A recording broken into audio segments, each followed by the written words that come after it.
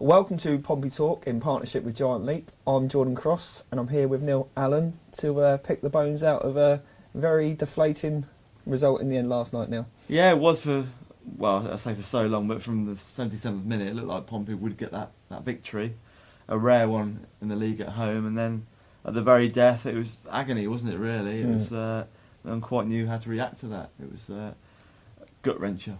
Gut-wrencher, heartache as we say on the back page.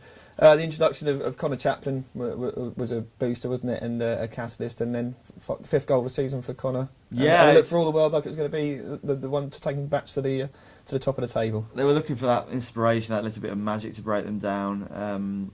Adam Webster actually put the ball through, didn't he? A great pass from Adam Webster, and then Chaplin beat the keeper at his near post, and you thought that'd be it, game over. And but Stevenage, who showed on occasions they could play, they could keep possession of the ball, and they could threaten, and they finished strongly in the last 5 minutes, didn't they? And of course they got that equaliser, which came via a throw-in. Yeah, plenty of teams have been accused of parking the bus at Pompey this season. It was, I wouldn't say they quite did that. They were pretty, It was a pretty open game, particularly in the first half.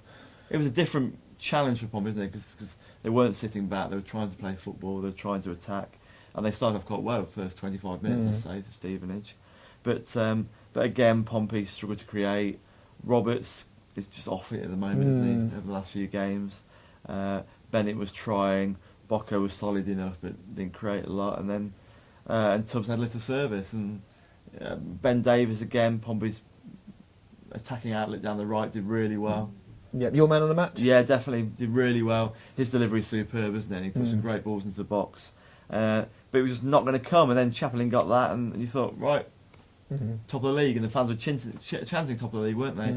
And then that comes along, and suddenly it's second in the league, people chuntering, a couple of boos at the full-time whistle as well, and Paul Cook's little touchy at the final whistle with the media. So it's all because of one goal deep into stoppage time.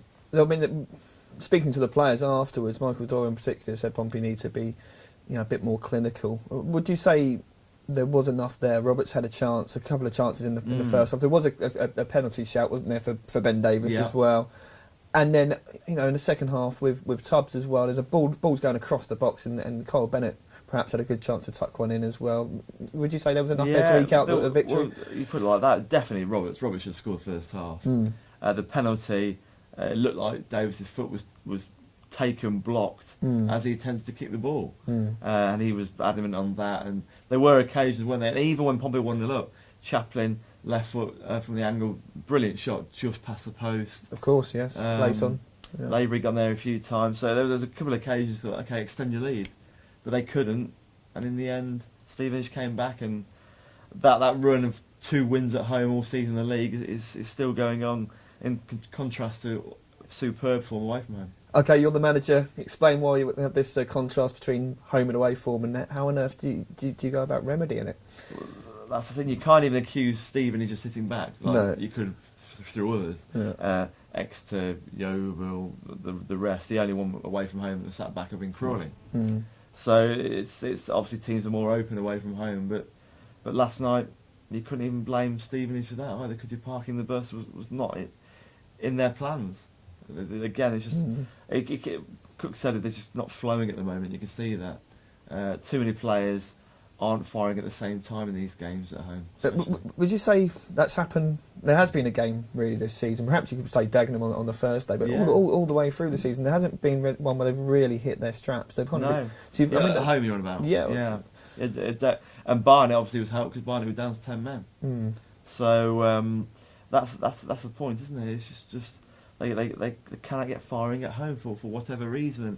It's not everyone's played badly. There's just been some poor performers last night, as we've seen in other games. But Webster and Burgess did really well. Davis man of the match.